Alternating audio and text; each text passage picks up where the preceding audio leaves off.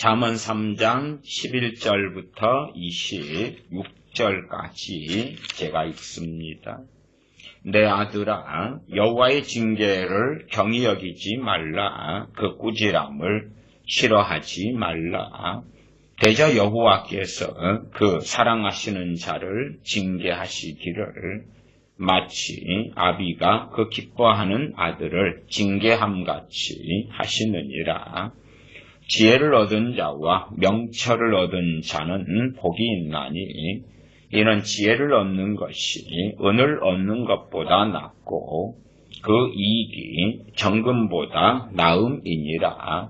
지혜는 진주보다 귀하니 너의 사모하는 모든 것으로 이에 비교할 수 없도다.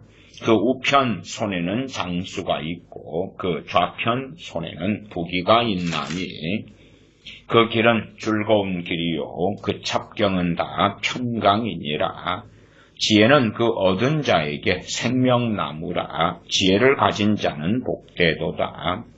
여호와께서는 지혜로 땅을 세우셨으며 명철로 하늘을 굳게 펴셨고 그 지식으로 해양이 갈라지게 하셨으며 공중에서 이슬이 내리게 하셨느니라. 내 아들아, 완전한 지혜와 근신을 지키고 이것들로 내 눈앞에서 떠나지 않게 하라. 그리하면 그것이 내 영혼의 생명이 되며 내 목에 장식이 되리니 너가 내 길을 안연히 행하겠고 내 발이 거치지 아니하겠으며 너가 누울 때에 두려워하지 아니하겠고 너가 누운즉 내 잠이 달리로다. 너는 창졸간의 두려움이나 악인의 멸망이 임할 때나 두려워하지 말라. 대저 여호와는 너의 의지할 자이시라. 내 발을 지켜 걸리지 않게 하시리라. 아멘. 오늘은 하나님 말씀의 정말 중요한 주제 중요한 것이다 할 수 있는 지혜에 대한 말씀을 얼마간 상고하고자 합니다. 지혜. 많은 우리 크리스천들은 이 지혜를 받으라, 구하라, 얻으라, 또 지혜를 받는 것, 지혜에 대하여 무심한 경우가 아주 많습니다. 지혜에 대하여 무심하여 지혜를 유감스럽게 받지 않는, 얻지 않는 혹은 얻지 못하는 믿는 사람들이 많더라. 그리고 실상 지혜를 얻지 못한다, 않는다 하는 것은 인생사 속에서 많은 미망 속에 혹은 많은 미혹 속에 빠지기 쉽고 결과적으로 주님 오셨을 때에 민난 다섯 처녀 같은 이들로 발견되기 쉽다 하는 그 참 위험하고 위험한 그 길을 쉽게 가더라 하는 것입니다. 시편이나 또한 핵심적으로는 잠언이지요. 잠언 말씀의 1장부터 31장까지 정말 계속하여 말씀하시는 것이 무엇입니까? 지혜에 대한 말씀이 되지요. 지혜에 대한 말씀. 지혜가 얼마나 중요한가 하는 것입니다. 그러나 어리석은 사람들은 야야 애들아, 내 자식들아, 잠언을 읽어라. 그러면 지혜를 얻을 거다. 그런 입장에서 어떤 지혜겠습니까? 야, 잠언을 읽어라. 그러면 혹은 솔로몬 같은 지혜를 받을 줄 없지 않으냐? 재판하는 지혜, 나라를 운영하고 통치하는 지혜. 너희가 대학 가서 유수한 학문을 배울 때에 이미 하나님으로부터 그런 지혜를 받아가지고 탁월한 자가 되느니라. 지혜를 얻으면 얼마나 공부를 잘할까, 세상에서 얼마나 성공할까, 그런 지혜를 받아라 그리고 그런 지혜로서 성경에 하나님께서 말씀하시는 지혜를 생각합니다. 그래서 부모들은 아이고 나는 이미 공부할 때가 지났지. 그러기 때문에 하나님께서 말씀하시는 그러한 지혜는 아마 세상 공부 쪽 아닐까. 그러면 나는 그런 지혜는 필요가 없지. 그리고 무심하지요. 제가 제 입장에서 이제 우리 믿는 교우분들 또 크리스천들 이러한 많은 분들을 만나 뵈면 제 눈에는 이제 어리석은 제 눈에는 실상은 느껴지거나 보일 때가 좀 많이 있습니다. 많이 있어서 첫째는 지혜를 받으신 분들.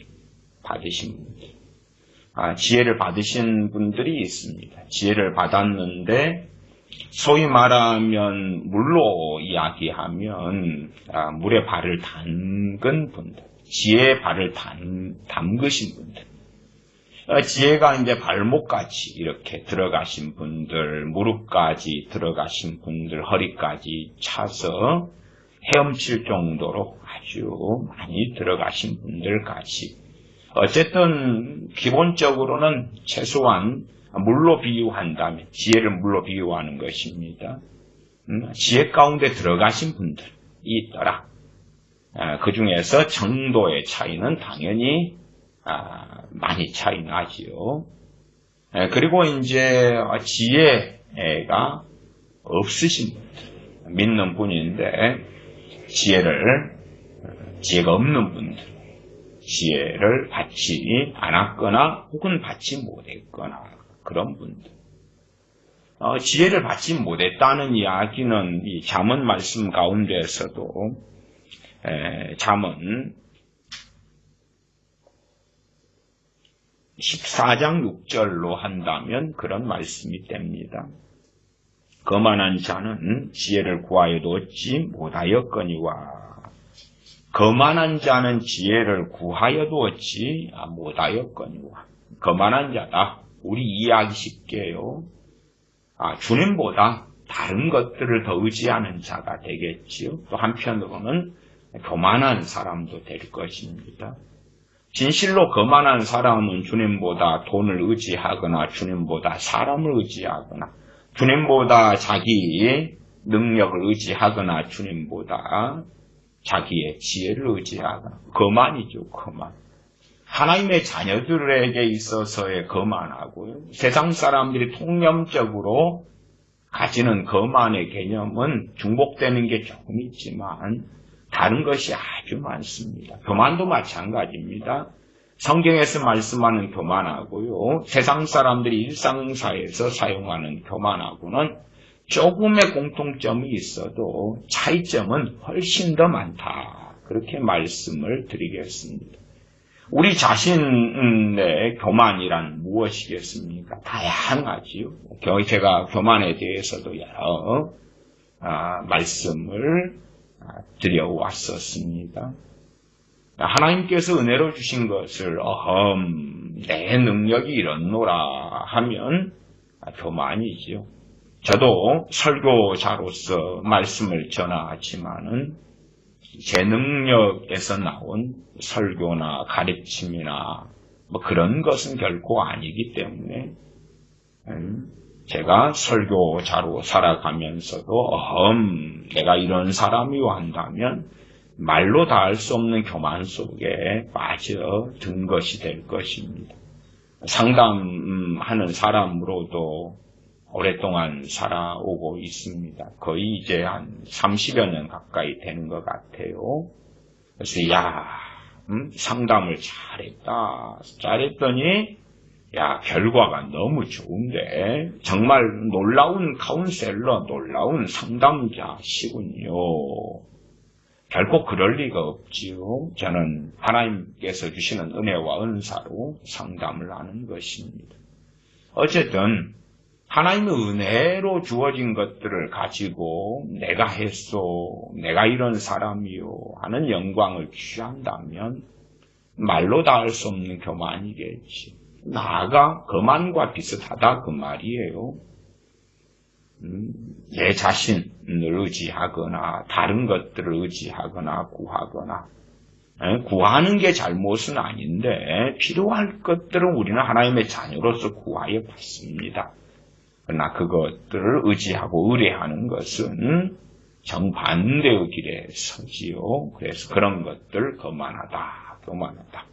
그렇게 말씀을 드립니다.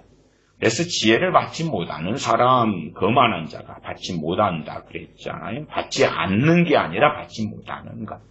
받지 못하는 사람에서 이제 받을 수 있는 사람이 되어져야 하겠지요. 믿는 사람들이 지혜를 받는 것이 쉬우면 뭐 대부분이 지혜를 받으실 것입니다. 그러나 그렇지 않습니다. 실제로 제가 볼 때는 믿는 사람 가운데 이 잠언 등에 말씀하는 지혜, 혹은 물로 비유했을 때에 물에 발이라도 담그신 분들은 반이 훨씬 안 되시더라고요. 반이 훨씬 안 되셔요. 네, 그래서 지혜에 들어가야 됩니다. 현상적으로는 제가 관찰하고 제가 볼 때는 어쨌든 지혜 속에 들어가신 분, 그 다음에 지혜를 안 받거나 못 받으신 분, 그리고 이제 애매하게 지혜와 안 받았다 그러면 미련이라고 합시다. 지혜와 미련에 한 발 한 발 같이 디디고 있는 사람이 지혜와 미련에 한 발 한 발 디디고 있어요. 그러다가 어느 때 지혜를 받은 것 같은데 하다가 그다가 어느 때 보면 없어요. 이게 없어요. 지혜를 잃었어요. 그런 애매한 사람들도 의외로 많이 보게 됩니다. 지난번에는 지혜를 받은 것 같은데, 근데 어느 때 보면 지혜를 못 받았어. 지혜를 받긴 받은 것 같은데 그냥 잃어버렸다는 그런 설명이 좀 더 나을 것 같아요. 왜 지혜를 받았는 것 같은데 왜 잃어버렸지? 합니다. 일단은 지혜를 이야기할 때 제가 말씀드린 지혜, 또 그 다음에 이 성경에 나와 있는 지혜도 그렇습니다. 솔로몬 왕이 받은 지혜하고는 다른 것입니다. 성경을 전체를 이해하실 때 다르다는 것을 이해하셔야 됩니다. 물론 관련성도 존재하기도 합니다. 그러나 전반적으로는 이제 우리가 느낄 때, 체감할 때는 다르다, 그런 말씀을 드리겠어요. 솔로몬 왕이 재판하는 지혜를 받았는데 그 재판의 기준은 뭐지요? 하나님 말씀 기준, 율법 기준의 재판입니다. 그런 면에서 성경이 말씀하는 지혜는 하나님 말씀과 관련되어 있습니다. 어떤 관련이냐 그러면 아예 그냥 직결되어 있다, 그것입니다. 그러나 이제 일상적으로 세상의 군왕들이 재판한다, 그리고 재판을 아주 잘한다, 그러면 그런데 재판하는 기준은 뭐겠습니까? 그 나라의 법률이거나 또한 사람들이 생각하는 보편적 관념이거나 사람들이 원하는 그런 대중들의 바람에 따라서거나 대중들이 가지는 일반적인 정의가 있을 것 아닙니까? 그에 입각해서 재판하게 되는 거겠지요. 그러니까 솔로몬 왕이 재판하는 지혜를 받았다, 그럴 때에 사람들은 착각을 하게 되지요. 말하자면 지금 시대의 검사, 판사, 변호사, 이런 사람들, 이런 사람들이 세상적인 법률과 관점에서 하는 그러한 재판, 혹은 왕의 통치, 대통령, 권력자의 통치, 이런 것들과 관련됐다고 생각하는데 그게 전혀 아니올시다. 솔로몬 왕이 한 재판은 율법의 기준으로, 진리의 하나님 말씀의 기준으로 하는 재판, 이게 중심이 되니까 그 지혜는 그래도 하나님 말씀에서 이야기하는 지혜와 함께 가지요. 우리의 오해와 곡해가 많기 때문에 제가 이런 이야기를 좀 드리는 것입니다. 이 지혜에 대해서는 참 다루기가 어려운 그럴 만한 굉장히 큰 주제가 됩니다. 그래서 일단은 그 현상적인 것, 그런 것을 가지고 얼마간 말씀을 드리겠습니다. 얼마간 말씀을 드리는 것은 동기부여의 차원의 설교이기도 합니다. 지혜를 받지 못하신 분들은 지혜를 구하고 사모하고 받으셔야 한다. 그것이고요. 그 다음에 지혜의 곡해나 왜곡이 좀 없었으면 하는 바람이 있고요. 지혜에 있어서 그냥 물로 비유할 때에 물을 뒤졌는데 더 들어가셔야 한다 하는 것을 말씀을 드리고요. 지혜의 왜곡, 곡해를 잠깐 이야기를 하렵니다. 지혜에 대한 왜곡, 곡해. 그러면 사람들은 성경에서 말씀하는 지혜가 아니라요, 엉뚱한 지혜를 구합니다. 그래서 하나님하고는 이게 포인트, 핀트가 어긋납니다. 어긋나니까 구해도 못 받아요. 못 받아. 자기들이 생각하는 지혜가 있어요. 말씀에서 지혜를 구하라, 지혜를 얻으라, 지혜가 제일이니 지혜를 얻으라, 이렇게 했다고 합시다. 그러면, 그래요. 그러면서 자기들이 원하는 지혜를 구합니다. 성경에서 하나님께서 말씀하신 지혜가 아니라 자기들이 구하고 원하는 지혜를 받고자 합니다. 지금 하나님께서 말씀하신 지혜는요, 세상에 대학을 나오고 박사가 되고 경제 전문가가 되고 경영의 전문가가 되고 과학자의 탁월한 과학자가 되는 그런 지혜하고 아무 상관이 없습니다. 돈 버는 지혜하고도 사실상 아무 상관이 없습니다. 그러니까 이 지혜에 있어서는 그렇기도 합니다.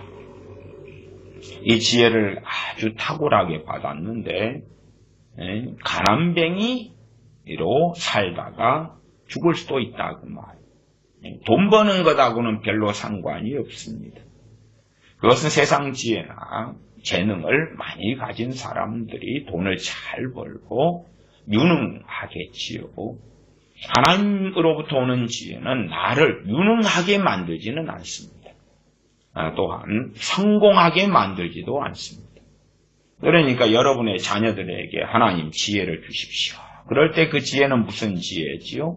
유능하게 하고 공부를 잘하도록 돕고 그런 것들 아닙니까? 수능이다 그러면 수능을 잘 보도록, 학교에서 수업하면 그런 이해가 잘 되게 하고, 그런 지혜를 구할 겁니다만은 성경에서 말씀하는 지혜는 그와 무관하다. 그렇게 오해 곡해를 하시면 곤란하다. 그 다음에 하나님으로부터 지혜를 받습니다. 지혜를 받을 때 어떤 사람들은 지혜를 받는 것도 한순간에 받는 것처럼 경험되기도 합니다. 그냥 체험적인 차원에서 말씀을 드리는 거예요. 어제는 없었다가 오늘 딱 봤습니다. 그런 때를 저도 어쨌든 여러 번 그렇게 현상적으로는 보아왔습니다. 여러 번보다 훨씬 많지요. 그냥 어제까지는 지혜가 없었는데요, 오늘은 지혜가 임하는 것입니다. 그래서 놀랍다. 지혜가 임하면 얼굴에 막 광채가 납니다. 물론 자기도 그냥 세상을 때로 다 가진 것처럼 이렇게 느끼기도 합니다. 그리고 이제 헛된 기대를 품게 될 때가 많아요. 헛된 기대. 이 지혜를 가지니까 내 빚 문제도 곧 해결될 것 같고, 또한 인간관계, 대인관계도 수월하게 풀 것 같고, 또 가정사의 문제, 여러 가지 것들 바래게 되지요. 그 다음에 위로부터 온 지혜를 그쪽으로 사용하려고 하는 경향도 나타납니다. 그러다 보면 사라지죠. 잃어버립니다.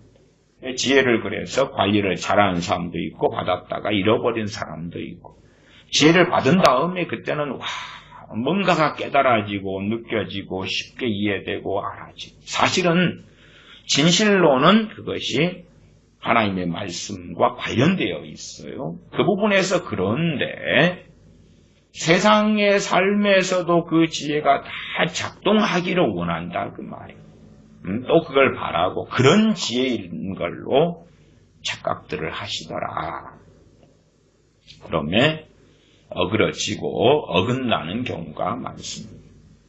하나님 말씀의 지혜를 얻고 구하라 했지만은 그 지혜를 받아도 세상에 유능해지는 것하고는 별 상관이 없습니다.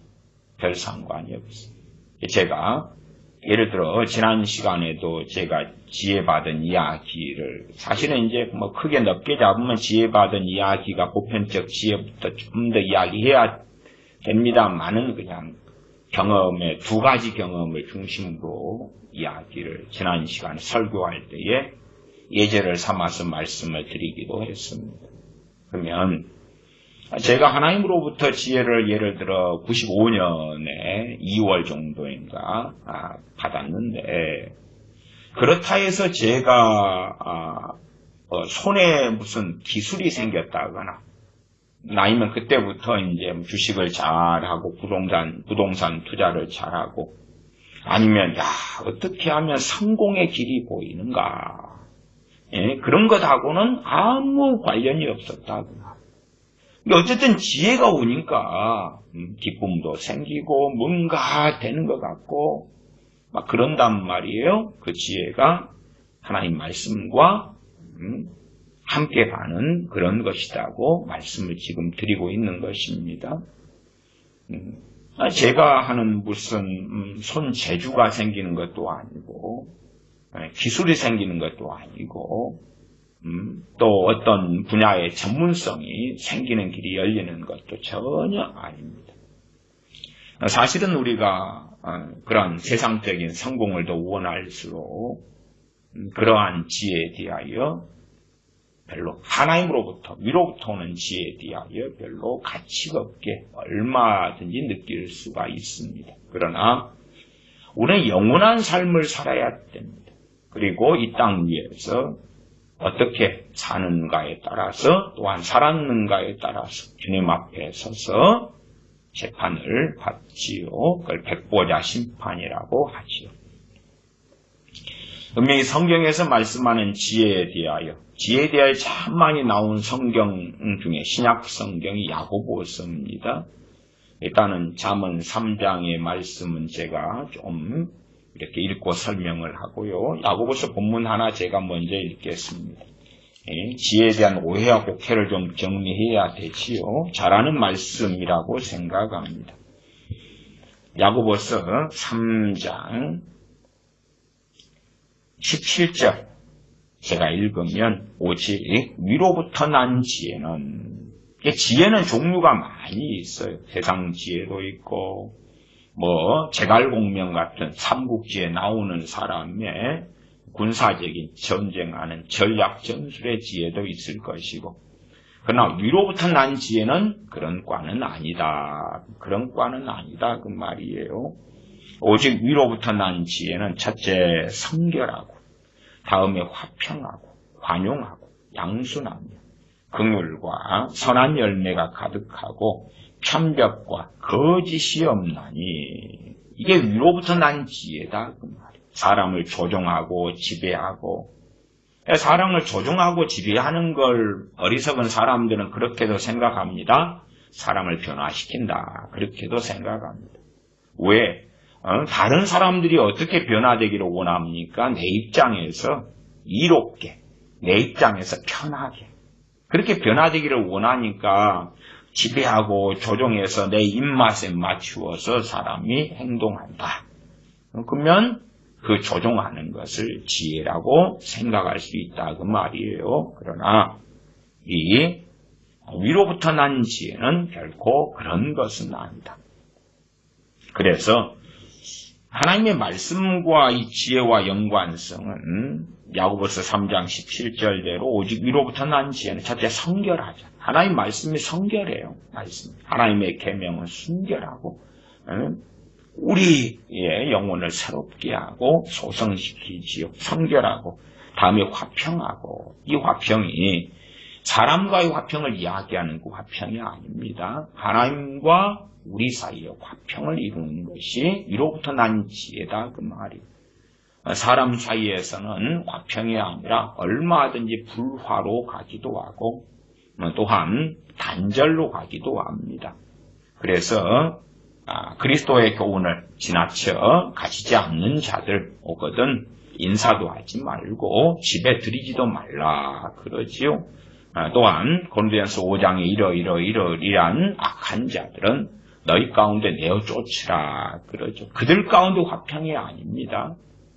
또한 형제에게 죄를 범한 사람에 대한 조치로서 마태복음 18장에 용서에 대한 말씀을 하고 계시지요. 그때에 개인과 만나서 이야기하고 그래도 안 들으면 두세 증인 데리고 가서 말마다 칭찬케 하고 셋째는 교회에 말하고 그래도 안 들으면 이방인과 세리처럼 여겨라. 그건 그냥 괜찮아. 화평하게 사이좋게 지내자. 그런 게 아니다 그 말이에요. 화평하다 그 말은 하나님과의 화평을 이룬다. 하나님과의 화평을 이루려면 진리, 하나님의 말씀을 제하고는 그 길은 없습니다. 첫째는 우리 주 예수 그리스도. 당연하게 그냥 아이고 믿습니다 하고 어떻게 끝납니까? 믿습니다 하는 건 출발이에요. 출발. 믿습니다 하고 끝나지 않기 때문에 우리 주님께서 오셔서 말씀을 끊임없이 증거하셨잖아요. 또한 우리 주님의 사도들이 주님으로부터 온 말씀들을 전하며 성경이 기록되고 그러하지 않습니까? 그냥 나 믿으면 끝나. 그러면 주님께서 마태, 마가, 누가, 요한복음 등에 많은 말씀들을 하셨고 기록될 리가 없잖아요. 주님을 믿으면 시작이에요. 거듭난 중생한 구원받은 하나님의 자녀로 시작하는 것입니다. 시작이에요. 그리고 이제 화평의 길을 화평을 얻은 자로서 화평의 길을 걸으라 하는 많은 말씀들이 로마서에 있다는 것을 우리는 압니다. 오직 위로부터 난 지혜는 첫째 성결하고 다음에는 화평하고 관용하고 양순하며 긍휼과 선한 열매가 가득하고 편벽과 거짓이 없나니 관용하다 양순하다. 생각해 보세요. 고린도 교회 안에서 이러이러한 악한 자들을 쫓아내버리라. 그럼 그게 어떻게 관용한 건가? 그러한 악한 자들이 계속 있을 때에 그럴 때 첫째 하나님의 사람들이 온갖 문제, 썩어버리는 골마버린 문제가 생기겠지. 마치 소돔 땅에 롯이 있어서 그 의로운 심령이 상하는 것처럼 그냥 하나님의 집이 그 집이 대주운막처럼 변하겠지. 그러니까 관용이 첫째 누구에 대한 관용을 베푸는 거예요. 악한 자들 쫓아내는 것은 진실한 하나님의 자들에 대한 하나님의 자녀들에 대한 최상의 관용이죠. 그 다음에 그 악한 자들 쫓아내는 건 그 악한 자들이 교회 안에 하나님의 자녀를 고통을 주고 그들의 신앙과 믿음을 무너뜨리고 예배 때의 영과 진리로 신령과 진정으로 예배할 그 예배를 더럽히고 그럴 때에 그들은 하나님의 급속한 더한 진노와 심판을 가져오는데 그 일을 못하도록 추방을 시키잖아요. 겉으로 볼 때는 관용이 아니게끔 보이는데 관용이다.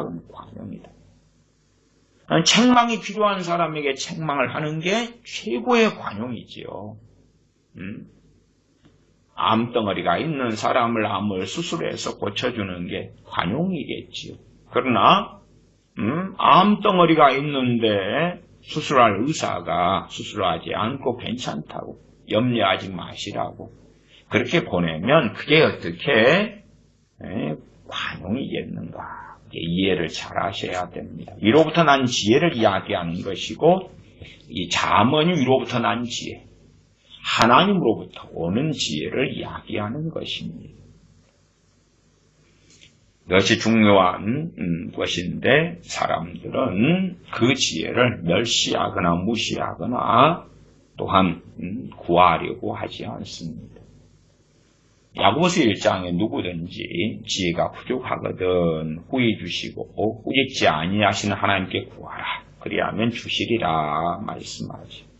심지어는 그런 말씀을 통해서도 지혜 받기가 쉽구나 그렇게도 생각하지. 지혜 받기가 쉬우면 지혜에 대하여 참 많은 무수한 말씀을 하실 리가 없겠지요. 그래서 제가 지혜에 대한 설교들도 많이 이렇게 해왔는데 하면 특징이 있더라고요. 특징이 뭐냐 하면 설교를 들으시는 분들이 관심이 식어요. 지혜에 대해서 설교한 다음에 이제 설교 제목이 지혜 그리고 뭐 이렇게 할 거 아니에요. 아니면 그냥 뭐 정말 평이하고 관심 없는 설교 제목으로 지혜를 받으라, 지혜를 구하라, 지혜를 얻으라 이렇게 했다고 합시다. 지혜를 얻으라. 그건 내가 무슨 상관이야. 나는 이럭저럭 살아가. 내게 지금 필요한 건 지혜가 아니라 운이야, 운. 지혜가 아니라 축복이야.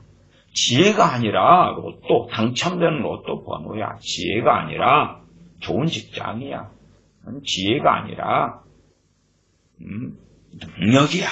지혜가 아니라 돈이야. 지혜가 아니라 아파트, 강남 아파트, 한강변 아파트, 압구정 아파트 그런 것이지 않겠는가. 그래서 지혜를 얻으라 받으라 이런 제목을 이제 정해서 설교를 하고 또 올리고 아니면 지혜 이렇게 간단하게 했을 때에 사실은 다수의 분들은 그에 대하여 무관심하지. 관심이 없어요. 나는 뭐 상관없어. 무슨 상관인데. 그래서 하나님 말씀과 상당히 동떨어져. 그리고 일상적으로 지혜를 얻지 못한 분들이 나는 지혜롭지 않은가?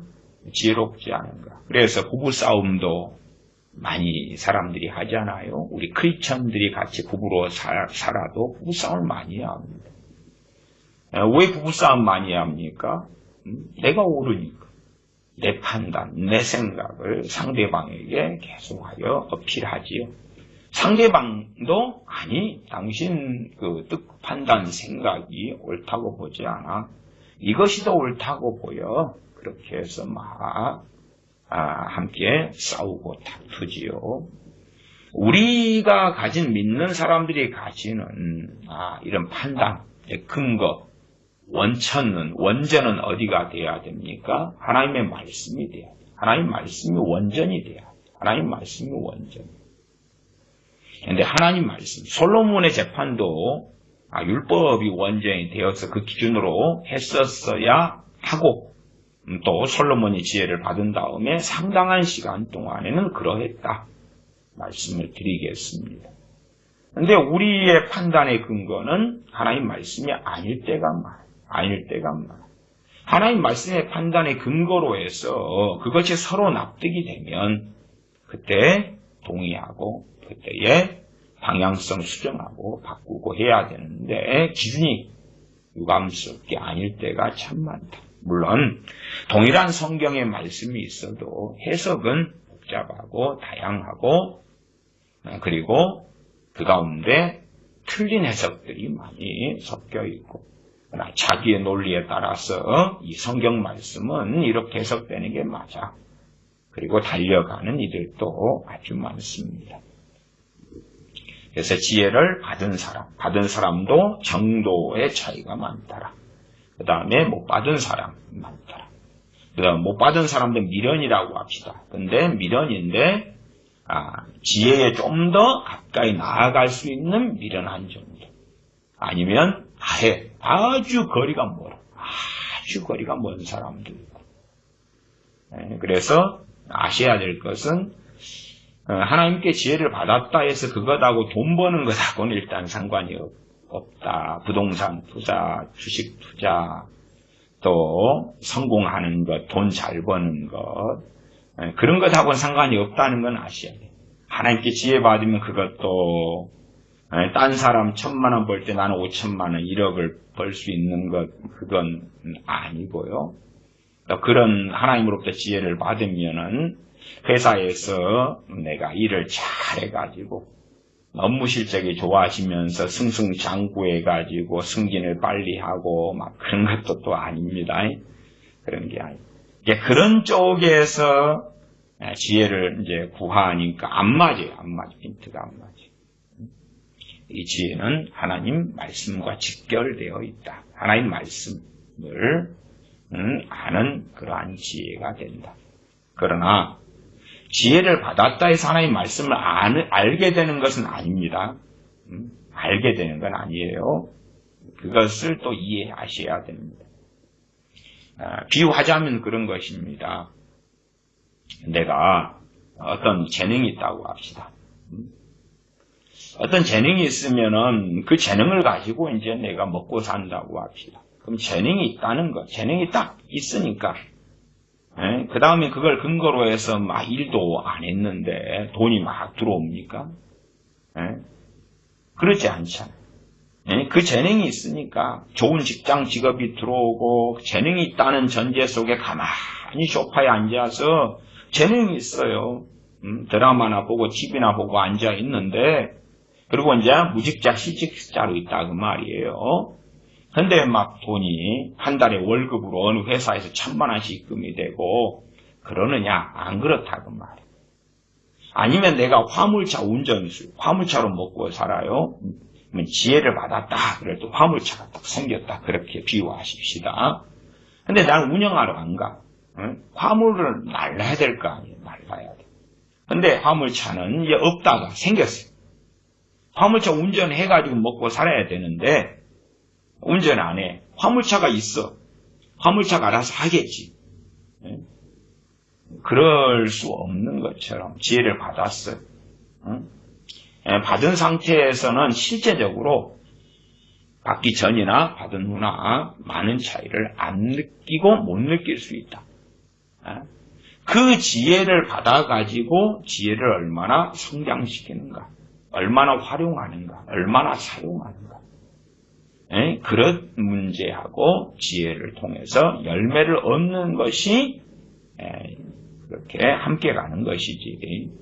지혜를 받았으니까 때가 되면 막 지혜가 막 스스로 작동하고 인공지능처럼 작동해가지고 이걸 가져오고 저걸 가져오고 저걸 가져오고 이러한 허황된 것하고는 상관이 없다.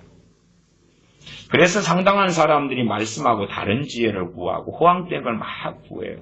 구해봤겠죠. 잠언 좀 읽어보면 지혜 달라고 막 안 했겠습니까? 허황된 자기가 꿈꾸는 지혜가 있어요. 근데 못 받았지요. 3년, 5년, 10년을 구해도. 그러니까 제가 지혜를 받으라 얻으라 그러면 아이고 할 만큼 다 했어. 그리고 뭐 나도 지혜가 없진 않아.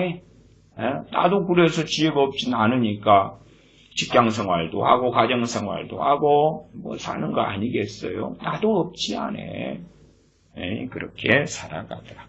지혜의 근본은 하나님 말씀과 여호와를 아는 지식, 하나님을 아는 지식과 관련되는 것이 지혜다 하는 것을 아셔야 돼요. 그래서 지혜와 계시의 영을 너희에게 주사 하나님을 알게 하시고 그렇게 사도 바울은 기도하는 것입니다. 지혜와 계시의 영을 너희에게 주사 지혜와 계시의 영은 성령님이시죠. 너희에게 주사 하나님을 알게 하시고 성령 충만을 받으시는 분들 가운데서는 어떤 분들은요. 성령 충만을 받으면서 이 지혜가 함께 오시는 분들이 있는 것을 제가 살펴봅니다. 어떤 분들은 성령 충만을 받을 때에 이제 지혜 속에 들어갈 수 있는 길이 열리는 분들도 다수가 있습니다. 지혜를 받기 쉬워진다 이렇게 표현하는 게 맞을까요? 또 어떤 분들은 성령 충만을 받으면서 지혜를 함께 받습니다. 그러니까 성령님께서 그에게 충만케 하시면서 지혜의 영으로서 또 임하시는 것을 본다 그 말이에요. 그러다가 성령 충만을 잃어버리면서 그 지혜도 함께 사라지는 분도 현상적으로 발견하고요. 그래서 참 다양한 어떤 현상적으로는 참 다양한 많은 것을 봅니다. 그래서 그런 다양한 것들에 대하여 일일이 다 이렇게 설명을 하지는 못하겠습니다. 그냥 개괄적으로 말씀을 통해서 좀 이렇게 지혜가 얼마나 중요한가, 그 다음에 지혜에 대한 오해 혹해가 없으셔야 돼요. 번지수가 다른 데서 찾으면 안 돼요. 우물가에가 숭늉을 찾으시면 우물가에서 숭늉을 한 100년을 이렇게 구하셔도 숭늉이 없습니다. 어떨 때는 숭늉을 맛보실 수 있냐 그러면 우물가에 숭늉을 구하니까 이게 이제 정신질환이잖아요. 그렇게 이제 한 몇 달을 몇 년을 하고 있으니까 주변 사람들이 너무나 짠하고 불쌍해요. 그래가지고 집에 숭늉을 끓여다가 우물가에서 숭늉을 구하는 막 정신 나간 머리에 꼽꽂은 나에게 숭늉을 줄 수는 있을 거예요. 한 번. 두 번도 그렇게 할 수 있겠지.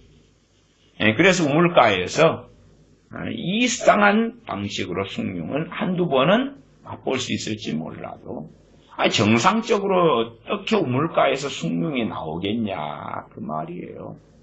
물론 숭늉도 이제 젊은 세대는 이해 못하는 것이 되었겠지요. 숭늉이 뭔지.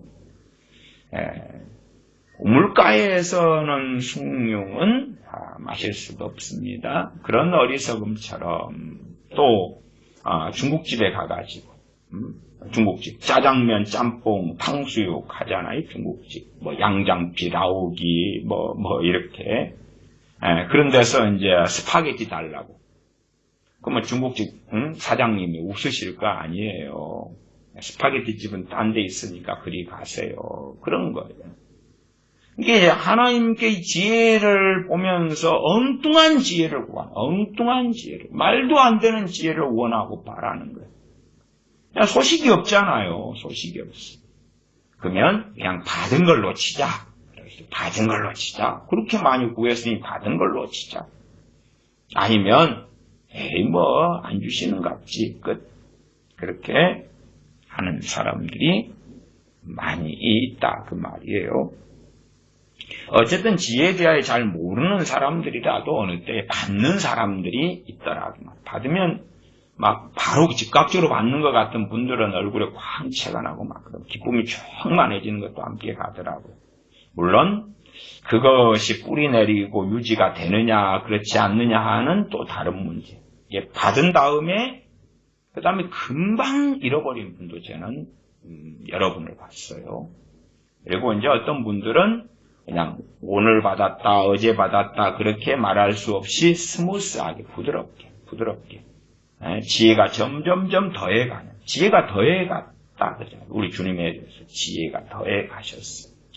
더 지혜로워 가셨다 그 말이에요. 우리도 그래야 돼요.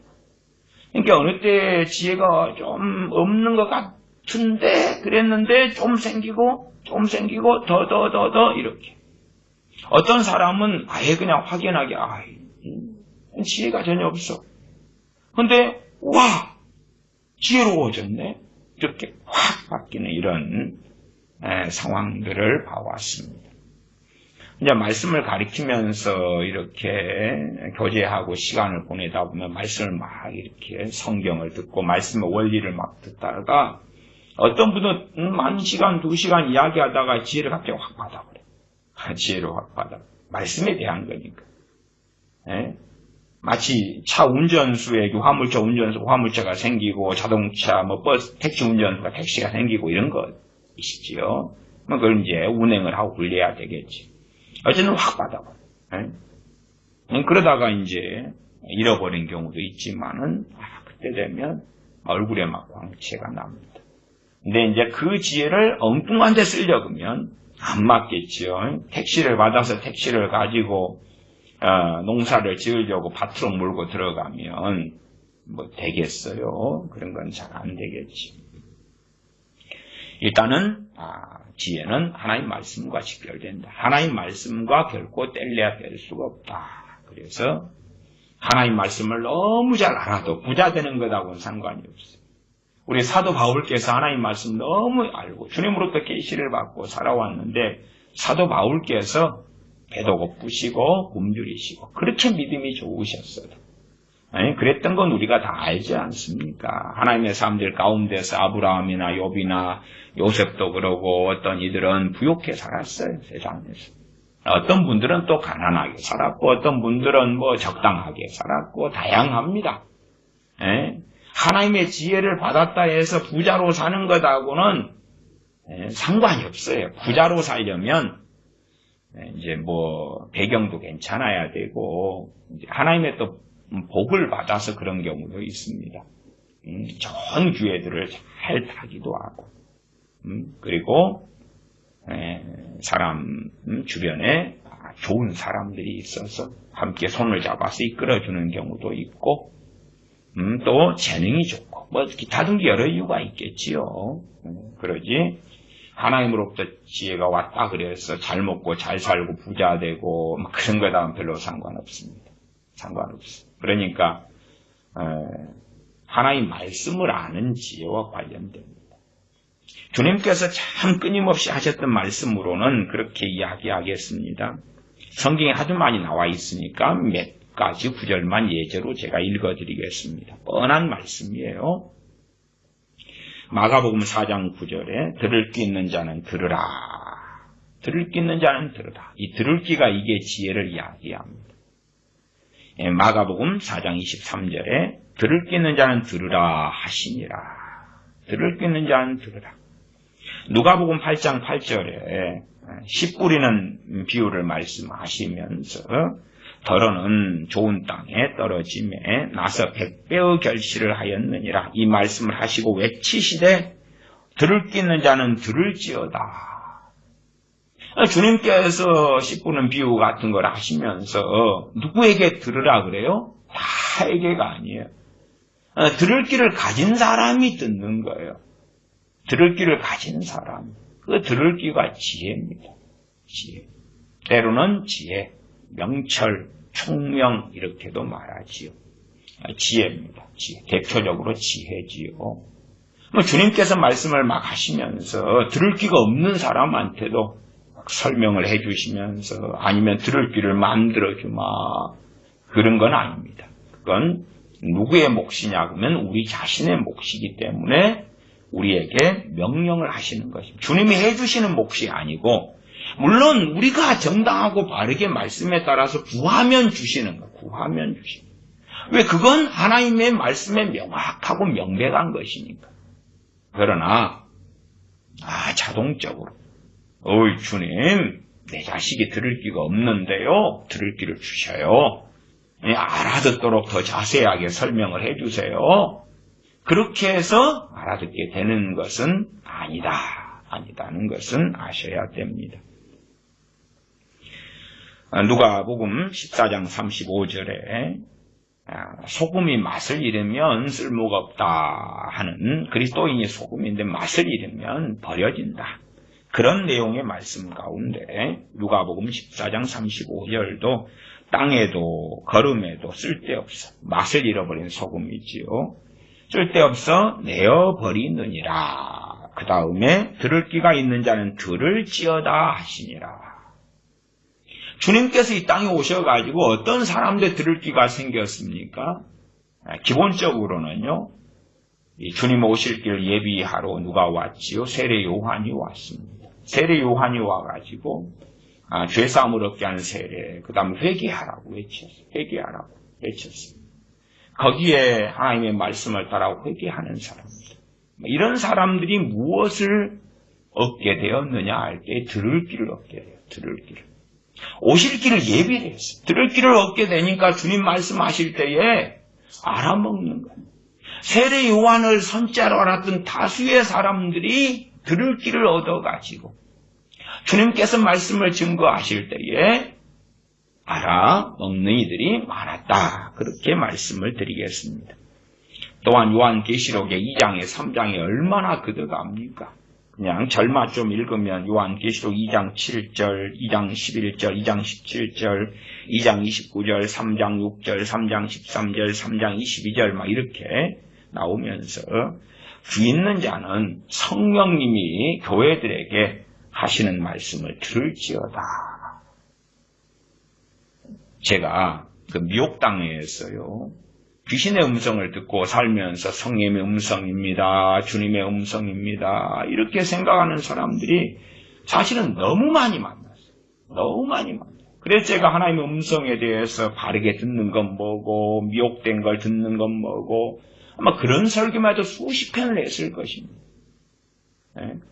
그러니까 들을 기가 없는 사람에게는 그 사람 누구 것만 듣냐 그러면 귀신의 것만 들어요. 극단적인 예외는 있습니다만은 들을 기가 없는 사람은 못 들어요. 못 들어. 들을 기가 있는 사람만 들어요. 있는 사람. 들을 기가 있는 사람만 들어요. 그 다음에 귀신의 속살거리는 소리를 마치 주님께서 하시는 말씀처럼 혹은 성령님께서 하시는 말씀처럼 듣는 사람들은요, 사람이 갈수록 바보로 변해갑니다. 상식도 없는 전응아로 변해갑니다. 전응아로 변해가기 때문에 오늘날 뭐 할까요? 그러고 있는 거예요. 오늘날 뭐 할까요? 그러고 있는 거예요. 그러면 이제 몇 살이신데요? 40살인데요. 40살인데요. 뭐 할까요?를 물어요. 뭐 할까요? 그럴 때에 성경 66권에 일 있잖아요. 있잖아요. 있잖아요. 뭐 할까요?를 물어요. 말씀도 다 버려버리는 거예요. 뭐 할까요? 전도해라 그러면은 뭐 전도하러 나가는 거예요. 뭐 할까요? 기도해라 그러면 예, 오늘은 좀 기도 많이 할게요.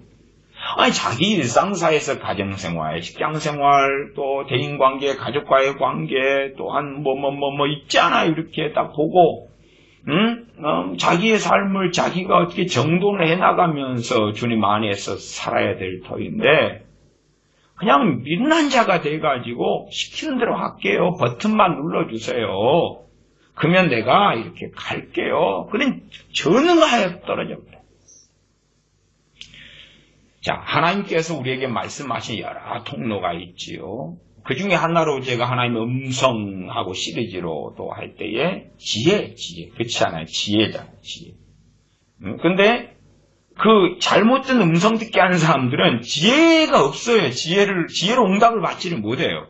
지혜로 응답을 받지는 못해요. 지시를 받지, 지시를. 이래라, 저래라, 그것만 있어요. 하나님께서 응답 주시는 상당한 경우가 지혜입니다. 고린도전서 12장에 성령의 9가지 은사가 나와 있는데도 첫 번째 은사가 뭐예요? 지혜의 말씀의 은사. 지혜의 말씀의 은사. 두 번째가 지식의 말씀의 은사. 첫 번째가 지혜의 말씀의 은사. 두 번째가 지식의 말씀의 은사. 제가 성령 은사들을 설명하고 분류할 때는 그 지식의 말씀의 은사 안에 꿈과 환상을 포함시켜 설명을 드립니다. 왜? 지식은 뭐냐 하면 하나님이 가진 지식을 가르쳐 주십니다. 근데 이게 그냥 이렇게 해라 저렇게 해라로 설명할 수 없는 많은 게 있기 때문에 꿈이라는 걸 통해서 자세히 보여주시는 거예요. 요셉이나 다니엘 선지자나 꿈을 통해서 자세히 이렇게 보여주시는 거예요. 요한계시록에 사도 요한도 이렇게 해라 저렇게 해라 가지고는 어떨 때는 그것이 있었지만 그렇게는 장차 되어질 일에 대하여 설명을 못하니까요. 환상을 통해서 보여주시는 거예요. 보여주셔. 에스겔 선지자도 이렇게 해라 저렇게 해라 가지고는 다 설명 안 되니까 환상을 통해서 보여주시는 거예요. 쫙 보여주시는 파노라마처럼 보여주시는 때로는 꿈을 통해 때로는 환상을 통해서 그것을 지식의 말씀의 은사라 그래요. 그러나 음성 듣는 사람이 맨날 앉았어요. 오늘 밥 먹을까요 말까요? 반찬은 뭐 먹을까요? 화장실 갈까요 말까요? 옛날에 제가 기도하는 아이들하고 막 중보기도해요. 미친 사람들한테 기도하는 아이들 책을 가지고 그 사람의 삶을 가지고 그 사람 유감스럽게도 미혹된 사람이지 그런 사람이지 진실로 기도의 사람은 아니올시다. 미혹의 핵심이고 한국교회 중보기도 거짓된 잘못된 중보기도를 가리키는데 쓴 이러한 미혹된 사람이었을 뿐이다. 그 양반은 선교사였는데요. 선교사가 이제 말씀을 딱 전하는 시간이 됐는데 사람들이 기다리는데 기도만 하고 있어요. 기도만. 왜? 그 사람한테 역사하는 성령님이 기도만 하겠대. 또 밥 먹을까 말까, 화장실 언제 갈까도 기도했어요. 30분 더 있다 가람 이런 식이단 말이에요. 결국은 그를 파송한 선교단체에서 그는 징계받고 그리고 그는 결국 제명되었지요. 왜? 정상이 아니니까. 정상이 아니니까. 그럼 뭐 하려고 선교사로 와서 그래서 말씀을 전해야 되는데 그냥 집에서 오지 말고 기도나 하고 앉아 있으면 되지. 그것도 이상한 기도. 그런 것처럼 뭐 기괴한 게 많아요. 저도 오늘 성령의 감동을 받은 것이 하나가 있고, 감동으로 음성이 들려와요. 감동은 근데 이제 부정확함이 좀 있다 그랬잖아요. 그런 감동에 대한 음성 중에 감동이 있어요. 난 이제 제가 받은 감동은 뭐 그런 방식으로 말씀하신 적이 여러 차례 있어서 뭐 크게 문제되는 것은 없는 그런 감동을 받아서 음성을 들은 게 있고, 그 다음에 은사를 통해 성령의 음성을 듣는 것 가장 정확성이 높고, 그래서 제가 지혜의 말씀에 대하여 설교를 하라 이것을 은사를 통해서 지난주에 말씀을 받아가지고 그 다음에 그것을 이제 오늘 전하는 거거든요. 그리고 그것도 성령 음사를 통해서 지혜에 대해 설교하라는 것을 말씀을 받은 거예요. 그것 말고 이제 간혹 가다가 있는 직접적인 지시 이런 게 있어요. 그런 것은 좀 더 드물게 있습니다. 그런 걸 통해서 이제 듣는 게 있고, 저 같은 경우는 꿈과 환상에서 저는 꿈과거든요. 환상은 거의 뭐 보는 사람은 아니고요. 저는 꿈. 환상도 이제 비몽사몽간에 베드로 사도가 했던 보자기 환상처럼 비몽사몽간에 어쩌다가 있는 경우가 있는데 그보다는 잠들었을 때가 좀 더 많습니다. 그래서 그런 꿈을 통해서도 하나님의 음성을 듣는 경우가 종종 있죠. 어쨌든 뭐 잘못된 걸 막 이상한 지시를 받으면서 그런 사람은 갈수록 상식이 없어지고요. 지혜가 없어져요. 분별력이 사라져요. 그리고 이상한 대로 달려가는 것을 봅니다. 특징은 그렇더라고요. 특징은 잠언 3장에서 4장에서 계속 말씀하는 지혜를 받지 못한 사람, 혹은 한 발 한 발 걸쳐 있는 거예요. 지혜와 미련에 한 발 한 발 걸쳐 있는 거예요. 걸쳐 있어요. 그런 사람들도 그러한 일이 벌어져요. 물론 지혜를 받았다 해서 그 지혜가 항구적인 건 아닙니다. 지혜를 받은 사람 가운데서도 이 미혹된 사람이 참 많아요. 미혹되는 사람이 많아요. 그 다음에 내가 지혜를 받았는데 우리의 일상사를 살잖아요. 일상사를 살면서 여러 가지 선택도 하고 판단도 해야 되잖아요. 지혜를 받은 것하고 그 판단하는 것하고는 다른 이야기, 분야가 다른 것입니다. 내가 지혜를 받았어요. 그건 말씀에 대한 것이.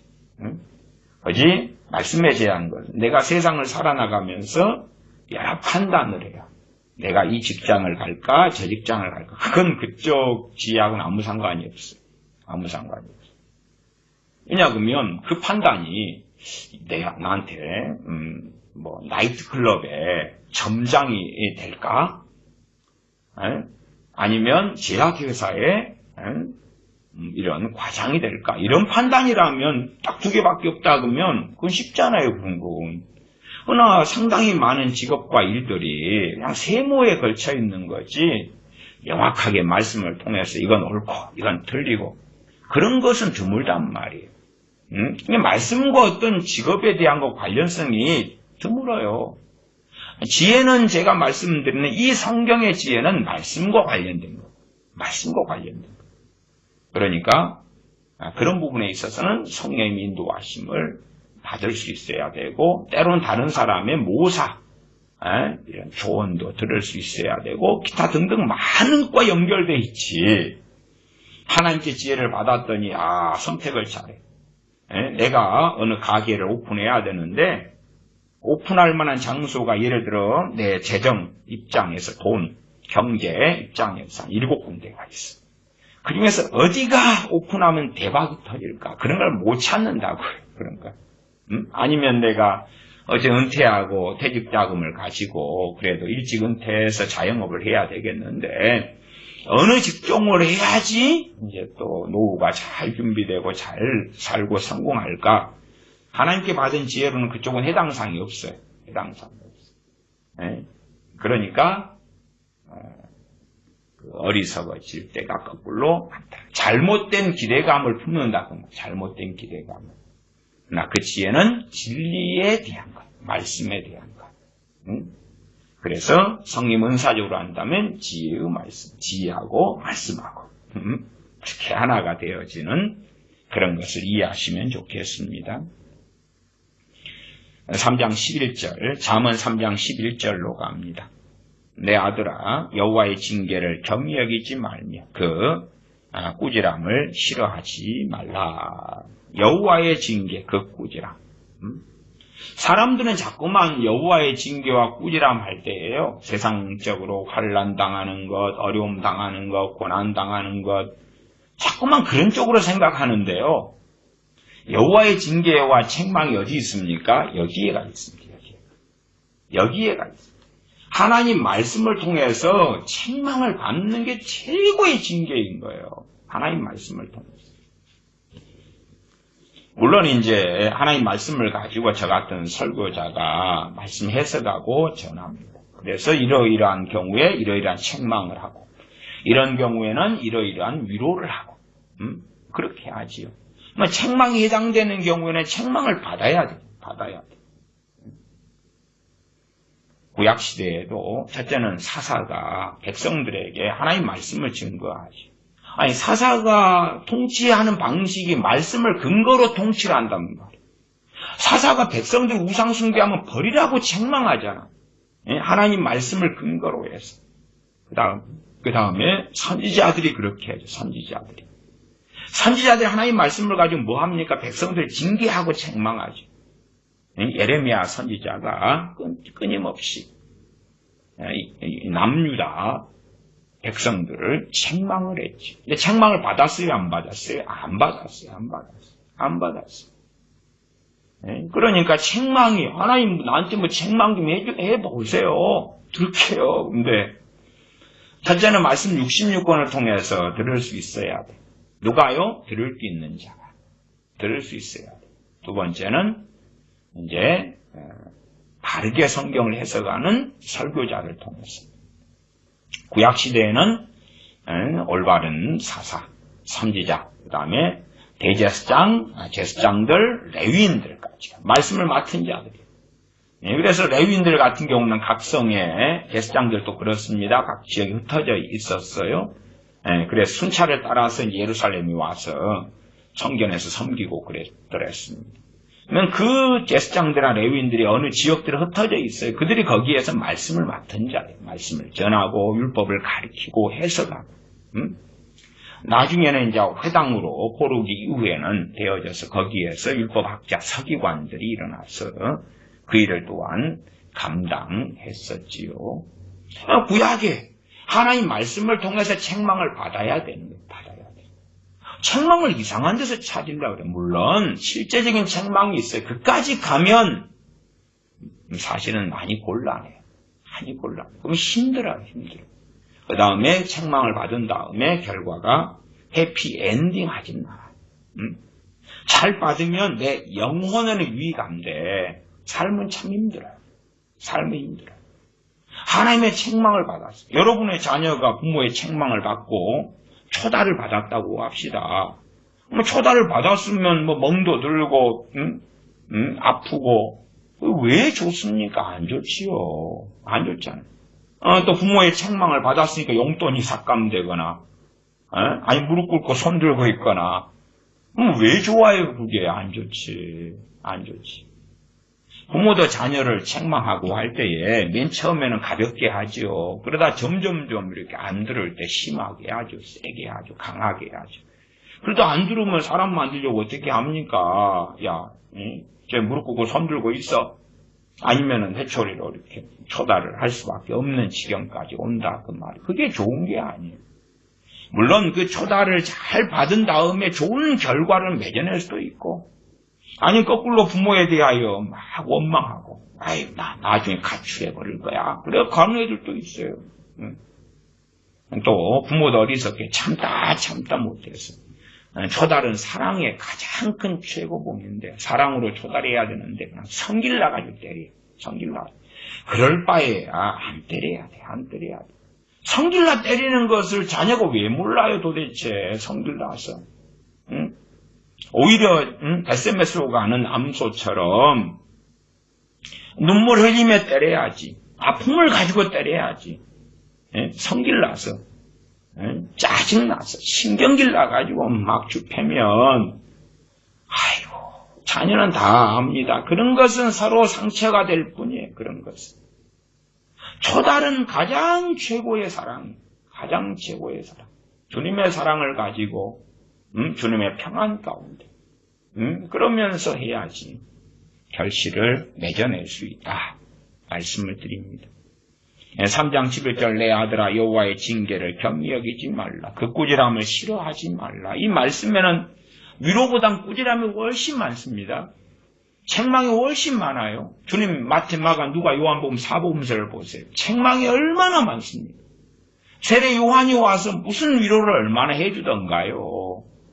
선지자들이 무슨 위로를 얼마나, 이사야 선지자가, 예레미야 선지자가 얼마나 해주던가요. 물론 이사야 선지자를 통해서는 복음에 많은 애언과 말씀들이 주어져 있습니다만은, 그럼에도 얼마나 많은 경책과 책망이 있습니까? 근데 그 꾸지람을 싫어해요. 싫어하니까 몸만 찾아다녀요. 성경에 보면 여호수아한테 하신 말씀. 여호수아한테. 눈의 아들 여호수아에게 했던 여호수아 1장의 말씀. 내가 너를 실어버리지 않겠다. 너와 함께하겠다. 너를 붙들리라. 막 그것만 그런 꾸지람이 아니라 좋은 거. 또 요한 3서 2절에 사도 요한이 가이사를 위하여 해준 기도에 가이사를 위하여. 사랑하는 자여, 사랑하는 가이오여. 사랑하는 가이오여. 근데 그걸 그냥 어이구 좋아하니까 그래가지고 나를 위한 삼중 축복이로세 그렇게 가면 머리에 꽃을 꼽는 지경으로 가는 거예요. 그런 달콤하고 좋은 것만 뽑아내가지고 앞뒤 문맥 없이 꾸지람을 싫어하니까. 꾸지람을 싫어해요. 꾸지람을 싫어해요. 아니 삶에 있어서 하나님의 징책이 오기 전에 말씀을 통해서 듣고 서럽게 되고 얼마나 좋아요. 얼마나 좋아. 근데 그걸 싫어해요. 대한민국도 오래전부터 부흥사들이 한국교회가 망조가 된 게 대한민국 교회 부흥이 평양대 부흥 때는 사실 약한 거였어요. 그게 약한 거. 왜 약했냐 그러면 평양대 부흥을 통해서 믿게 된 사람들이 얼마나 됐을까요? 평양대 부흥이 1907년 1월에 일어나서 6월 돼서 끝났거든요. 6월 돼서. 그때 믿게 된 사람들이 몇만도 채 안 나왔어요. 몇만이나 나왔을까? 당시에 이제 1910년 한일합방 전에 대한제국 때지요. 그때의 인구가 1600만 명인데 그 인구 가운데 몇만도 안 됐어요. 몇만도 안 돼. 1, 2만, 2, 3만 나왔을까? 제가 그런 통계자를 아무리 찾아봐도 잘 구할 수가 없는데 그런데 어쨌든 그렇게 많지는 않아요. 그렇게 많지는 않아요. 근데 해방된 다음에 6.25 전쟁이 벌어지고 그때 이제 우리 믿는 사람들이 회개하고 신사참배 회개부터 시작해서 엎드리고 구하고 그냥 매년 막 25%씩 막 믿는 사람이 막 증가되는 거예요. 증가돼.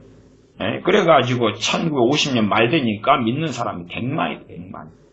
해방됐을 때에 믿는 사람이 3, 40만밖에 안 됐는데 해방됐을 때. 그것도 이제 북한에 남아있고 대한민국으로 넘어온 사람 해가지고 한 20여만이 이리저리 되나 이럴 텐데 100만이 돼버려요. 50년 말 되니까. 그 다음에 100만이 뭐예요 이제.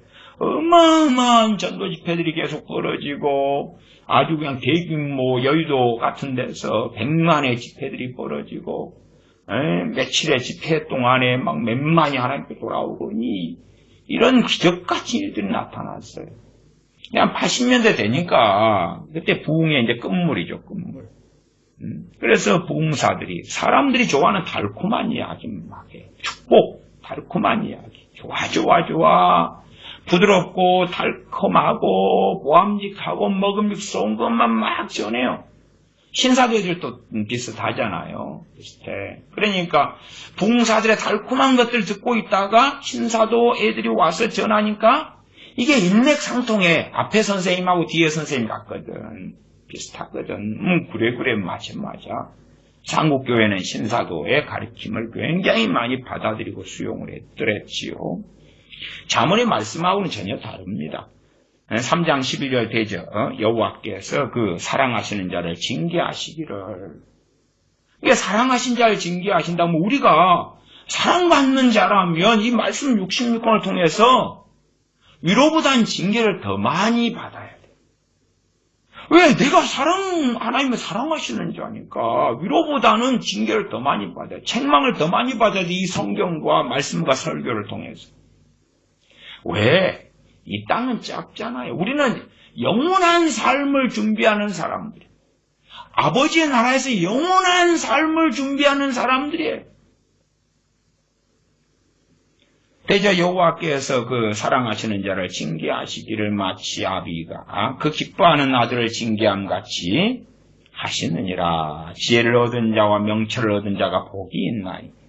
11절 12절은 징계, 꾸지람 이렇게 나오다가 지혜를 얻은 자와 명철을 얻은 자가 복이 있나니가 나와요. 왜? 어떤 사람들이 지혜가 아주 많냐면 꾸지람을, 징계를 달게 받는 사람들. 자녀들도 마찬가지입니다. 미련이 벗겨져요. 예를 들어 자녀들에게 초달을 할 때 미련이 벗겨진다 그랬어요. 그러면 초달을 한다 해서 다 벗겨지는 게 아니야. 막 성질 나서 초달하고 분노 나서 짜증 나서 하고 그러면 상처만 생기겠죠. 육체적으로도 상처가 생기고 마음에 상처도 생기고 부모 자식 간의 관계도 등을 돌려버리고 그러겠지요. 근데 바른 성경적인 초달이 있고 자녀가 정말 징계를 잘 받고 그럴 때 자녀에게 뭐가 임해요? 지혜가 임할 수 있다. 지혜가. 대신에 초달의 기준이 무엇이 간데 지혜가 임하느냐. 그 기준은 말씀이기 때문에 그래요. 말씀에 따라서 초달을 하니까 그래요. 말씀에 따라서. 이 공부를 안 하지. 그래가지고 사람이 될래? 너 게임하지? 이러고 와. 게임하지 말라 했더니 게임을 해? 그리고 초달하면 하나님 말씀 기준하고 아무 상관이 없어요. 그러면 세상 사람들도 자기 자녀 초달하는데 자녀가 지혜를 받을 거 아니에요. 너 왜 술 마시고 다녀? 이러고 와. 너 가출했어? 이러고 와. 가출하지 말라 했더니 이러고 와. 머리를 막 깎아버려. 여자애들은 옛날에 그랬어요. 옛날 아빠들이 막 바리깡으로 가출한 딸 막 머리를 막 밀어버려 그러잖아요. 그 조달을 받아요? 책망을 받아요? 이거 안 되죠. 그러니까 책망한다 해서 다 되는 문제는 아니에요. 기준은 진리, 기준은 하나님의 말씀. 그래서 그렇게 자녀를 잘 책망하고 양육을 하려는 부모라면 그 부모가 지혜를 받아야 돼요. 그 부모가 지혜, 무슨 관련한 지혜요? 말씀. 그래야지 말씀으로 책망하고 때로 초달이 필요하면 초달에 해서 자녀를 세울 거 아니에요. 근데 세상 기준으로 무장을 해가지고 공부를 안 해. 뭐가 될래? 그러고 머리를 막 쥐뜯고 그 다음에 동생하고 싸워. 그러면서 막 하고 뭐 어쩌고 저쩌고 막 그러면 열매는 없다. 오히려 거기에 가시원금기가 부모 자식 간에 생기는 경우는 훨씬 더 많다. 그러놓고 하나님 왜요 내 자식들이 그러면 안 되지요. 13절. 그래서 1절 12절은 징계, 꾸지람과 지혜, 명철과 연결이 되어 있습니다. 연결되어 있어요. 그리고 징계, 꾸지람이 그냥 부모의 징계, 꾸지람이 아니라 여호와의 징계, 여호와의 꾸지람. 그것은 말씀, 그것은 설교. 구약에는 선지자, 사사, 대제사장, 제사장, 레위지파 등을 통해서 들었고, 기본적으로 토라 율법을 가지고 말씀을 가지고 들었고, 지금 시대는 성경 66권하고 말씀을 바르게 전하는 이들의 말씀을 통한 꾸지람 책망. 거기에서 이제 막간대까지 가면 삶의 어떤 책망, 징계가 나타나지요. 그 결과가 다 해피엔딩하게 되지는 않는다. 는 것은 기억하셔야 됩니다. 3장 13절 지혜를 얻는 자와 명철을 얻은 자는 복이 있나니.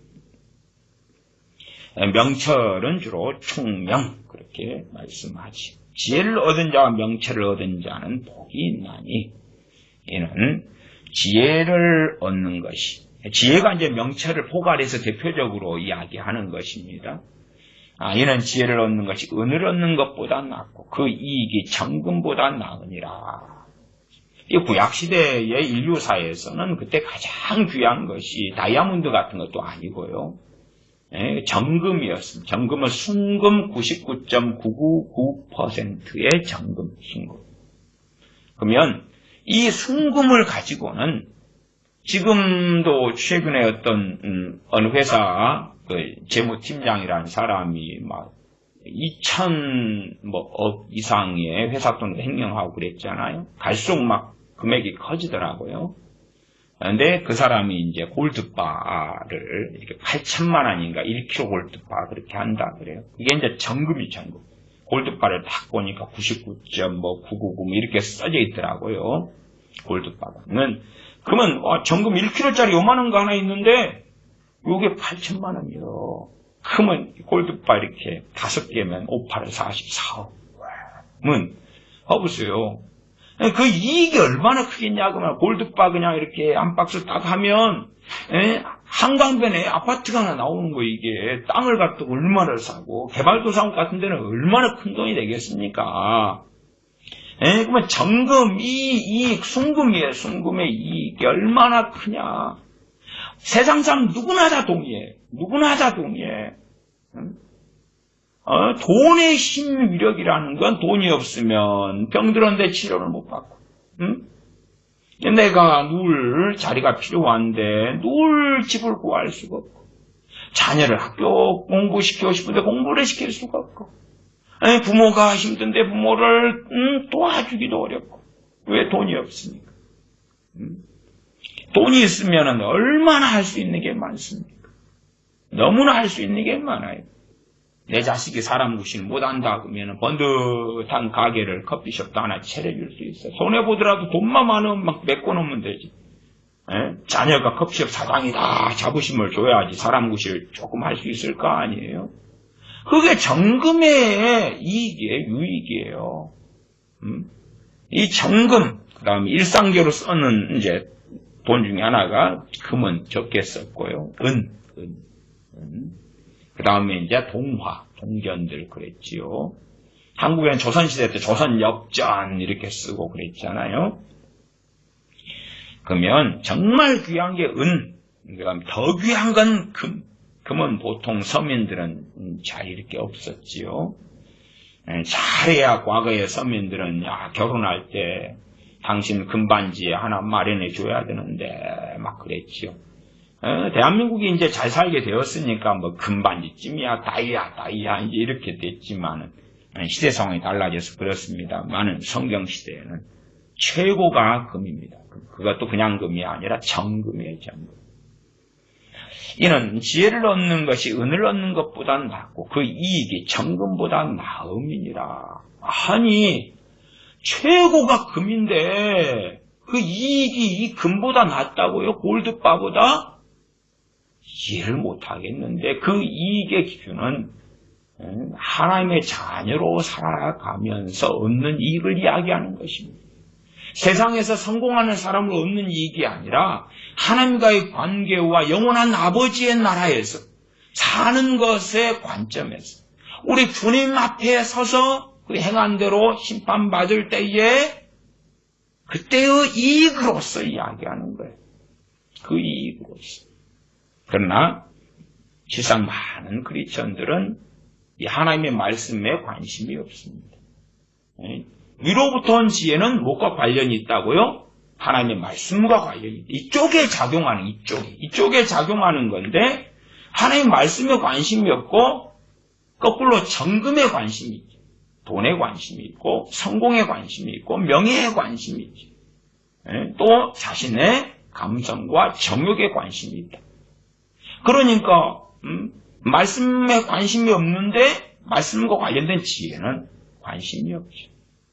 더군다나 지혜를 얻었다 그래서 말씀이 알아주고 깨달아진다 하고는 또 그렇지 않다고 말씀드렸어요. 그렇지 않아요. 지혜를 얻어도 정도가 있고 대부분 아주 탁월한 막 수준이 엄청 대단한 것 같은 지혜가 오는 사람은 거의 없다고 말이 없어요. 그냥 조금 표가 안 나. 조금. 뭐 그렇게 말해 봅시다. 내가 마이너 통장에 빚이 1,000만 원이 졌는데 그냥 이자 내면서 매달 원금을 한 10만 원씩 갚아 나가요. 조금 표시 안 나게 줄어들겠죠. 어느 때 이제 1,000만 원, 10만 원 딱 불입하고 다 갚았어. 아이고 마이너 통장에 빚진 거 다 갚았네. 그 다음에 이제 돈을 이제 또 조금 10만 원씩 더해 가겠죠. 이자는 아주 조금 나올 거고. 그런 거. 그러면 표시가 잘 안 나요. 그렇게 지혜가 없다가 받고 생길 수가 있다 그 말이에요. 자, 그럴 때에 이제 지혜가 조금 생겼어요. 세상 관점에서 이제 마이너 통장 1,000만 원 빚 다 갚고 10만 원 플러스 해가지고. 10만 원치만큼 뭐가 있는 거예요? 들을 기가. 그만큼. 들을 기 있는데 듣지를 않아요. 그러면은, 사용되지가 않잖아요. 들을 기가 있어요. 말씀을, 바르게 이렇게, 이제 설명하고 해석한다는 전제입니다. 누군가가 바르게 말씀을 증언한다. 그러면 들을 게 있는 사람이 그걸 딱 맞추면, 들을 수가 있지. 하나님 말씀도 사랑하지 않는데 성령님 나한테 말씀해 주세요. 주님 말씀하시면 듣겠습니다. 아니 이미 말씀해 놓은 것도 관심이 없는 사람들한테 이미 말씀해 놓은 것도 관심이 없는데 시킨 대로 할게요. 좀 말씀 좀 해봐요. 오늘 내가 뭐 할까요? 요건 관심이 없고 정말 여러분이 주님 입장이시다면 그런 사람에게 말씀하시겠어요? 안 하시겠어요? 말이 돼야지. 말이 안 돼. 우리 주님께서 마태복음 13장에 아시잖아요. 천국의 비유를 아는 것이 제자들이 너희들에게는 허락되었으나 저들에게는 아니 되어서 비유로 하고 설명 안 해준다. 그렇게 말씀하시는 분이 주님이시에요. 그렇게 지금도 영원하신 주님께서 행하셔요. 그러니까 대한민국에 소위 1,000만의 기독교인이 있다고 그래도 미망 속에 있고 지혜를 못 받고 말씀을 모르고 무지하고 그런 사람들 가운데 다수가 유감스럽게 강단에 선 목회자가 되고야 마는 것이에요. 지혜 없는 사람들이 강단에 서서 지혜 없게 이상한 이야기를 하는 거예요. 그냥. 근데 대상도 다 믿는 사람이기 때문에 서로 다 좋다고 하는 거예요. 괜찮다고. 왜? 분별할 수 없기 때문에. 지혜가 없으니 어떻게 총명이 있으면 어떻게 분별력, 언더스탠딩이 어떻게 생기냐 그 말이에요. 그런 이해력, 분별력이 생길 수가 없지요. 15절 지혜는 진주보다 귀하니 과거 시대에는 참 진주를 대단한 보석 중에 보석이었지요. 지혜는 진주보다 귀하니 너의 사모하는 모든 것을 이에 비교할 수 없도다. 너의 사모하는 모든 것으로 이에 비교할 수 없도다. 지혜는 종류가 많이 있습니다. 그 중에서 무엇이라고 말해도 으뜸된 최고의 지혜 중의 지혜는 또한 모든 지혜가 어디에서 나오냐 할 때에 지혜 대신 주님으로부터 나옵니다. 그래서 첫째 성경이 가리키는 지혜는 우리 주 예수 그리스도를 가리킵니다. 구약에는 주님을 지혜로 계시했습니다. 주님 아버지께서 지혜로 세상을 창조하셨다 할 때 그 지혜가 주님이 되시죠. 주님이셔요. 주님은 누구시냐 그러면 독생하신 하나님이시고 태초에 말씀이 계시니라. 이 말씀이 하나님과 함께 계셨으니 이 말씀이 곧 하나님이시니라. 주님이 말씀이시고 주님이 지혜이시고 그렇기 때문에 지혜 대신 주님으로부터 뭐가 나와요? 말씀이 나오고 지혜가 나와요. 지혜가 나와요. 그러면 이제 첫 번째 지혜는 주님이시고 두 번째 지혜는 주님으로부터 나오는 말씀을 이해할 수 있는 지각. 그 지혜. 다른 지혜들은 세상적인 지혜들도 있잖아요. 야고보 3장에서도 세상의 지혜가 어쩌다 하는 이야기가 나오지요. 그런 지혜. 또 재능적인 지혜도 있을 것이고 그런 많습니다만은 일반적으로 성경에서 말씀하는 지혜는 지혜 대신 우리 주 예수 그리스도 주님. 두 번째는 주님으로부터 오는 말씀을 우리가 이해하는 지각. 그렇게 이해하시면 좋겠습니다. 15절 지혜는 진주보다 귀하니 너의 사모하는 모든 것으로 이에 비교할 수 없도다. 지혜가 진주보다 귀하다. 그냥 일반 지혜가 아니에요. 일반 지혜가 아니에요. 세상 성공하는 지혜가 아니고요. 첫째는 하나님을 아는 지혜, 주님을 아는 그리스도를 아는 지혜. 주님 자신이 지혜가 되시는데 알려면 그리 가는 길이 지혜란 말이에요. 지혜. 주님도 지혜지만 그래서 첫째는 지혜가 가장 귀하다 할 때 지혜는 주님을 이야기하고 또 중의적으로 주님의 말씀. 주님께서 나와 아버지는 하나이니라. 주님의 말씀이 아버지의 말씀이고 아버지의 말씀이 우리 주 예수 그리스도의 말씀이에요. 그 말씀을 아는 지각, 알아들을 수 있는 귀, 그것도 수준에 따라서. 초등학생이 공부를 잘했다. 그러면 이제 초등학교, 그 공부를 잘하는 것만큼 알아듣는 귀가 있을 거 아닙니까? 초등학교, 그 학교 수업이라고 가정한다면. 초등학교 6학년까지 잘 마친 아이가 중학교 올라갔다 그러면 이제 중학교 새로운 것을 배울 그 지각지혜를 준비가 되어져 있겠지요. 왜? 초등학교 때의 지식이나 수업 내용, 공부 내용을 바탕으로 해가지고 그 위에 중학교의 내용을 쌓는 거 아닙니까? 그렇기 때문에 그런 것처럼 우리도 지혜를 얻었다. 그럴 때 얻은 것만으로 끝이 아니라 그것이 작용을 해야 돼. 작용을 해야 돼. 또 작용을 시켜야 되겠지요. 15절 지혜는 진주보다 귀하니 너의 사모하는 모든 것으로 이에 비교할 수 없도다. 내가 사모하는, 우리가 사람이지라 사모하는 것이 많이 있잖아.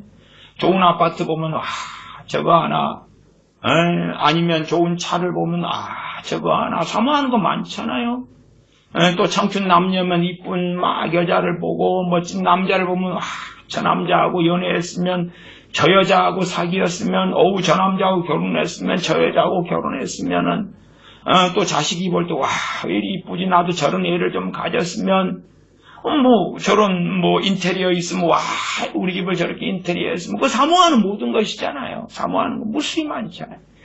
루이 빗똥을 보면 나도 저 빗똥이 하나 했으면은 하면 저 옷 보면 저 신상 옷을 나도 했으면 저 보석을 보면 나도 하나 저거 사서 걸었으면 저 새 핸드폰을 보면 나 그 구형을 저 새 걸로 업그레이드 했으면 어쩌고 저쩌고 얼마나 많아요? 얼마나 많아. 우리가 또 신발이 있는데 신발이 낡았어요. 비만 오면 비가 새. 돈이 없어요. 뭘 사모해요? 그냥 대단한 욕심과 탐욕이 아니라 비 오는 날 신발 신고 나갔을 때 피가 안 새는 그냥 중저가라도 그거 사모하는 거예요. 그게 당연한 거 아니? 옷이 구멍나고 펑크나고 막 찢어지고 그랬으면은 그래도 거적대기 같은 옷이 아니라 그냥 평범한 옷이라도 좀 입고 나가고 싶잖아요. 그거 사모하는 것이지. 배가 고프면 뭘 사모해요? 음식을 사모하지. 음식을 사모해. 저도 지금 배가 고파서 음식을 막 사모하고 있어요. 근데 그 사모하는 모든 것으로 이게 비교할 수가 없다. 무엇이 지혜가. 16절은 그 우편 손엔 장수가 있고 그 좌편 손엔 부귀가 있나니. 그래서 이제 지혜를 잘못 오해하는 사람들이, 장수가 있다 그러니 그 장수가, 아니, 하나님의 종들은 순교 많이 했잖아요. 구약이든 신약이든. 그럼 여기서 장수는 뭘 이야기하냐면 영원한 삶에 대한 걸 이야기하는 거예요. 이 땅에서 백살을 살았어요. 갖고 영원히 지옥에서 있네? 그러면 사람은요, 영혼은 불멸의 존재이기 때문에 천국이든 지옥이든 영원히 살아요. 영원히 살아. 근데 이 땅에서 악인의 형통이라고 온갖 못된 짓을 했는데 백살을 살아요. 시편에 악인의 형통이 나오죠. 장수하고 사는 자들, 악인들이 있다고. 그러면 악인이 그냥 온갖 못된 짓을 해도 법의 심판도 안 받고 돈도 많고 건강하고 막, 그 악인 남자가 80살 됐는데 20살 막 새 처녀를 또 얻고, 이슬람이 많이 그러잖아요. 그러면 그게 장수인가요? 아니에요. 하나님의 종들이 돌에 맞아 죽고 복음을 전하다 순교하고 죽고. 그러나 진짜 장수는 뭐예요? 하나님의 그 영광의 나라, 아버지의 나라에서 영원토록 아버지와 함께 거하는 게 장수지. 이 땅에서 길게 사는 게 장수가 아니오시다. 그렇게 해석할 여지가 있는, 이 땅에서 그냥 건강하고 길게 사는 거, 그런 장수의 부분도 없지 않아 있어요, 본문에 따라서.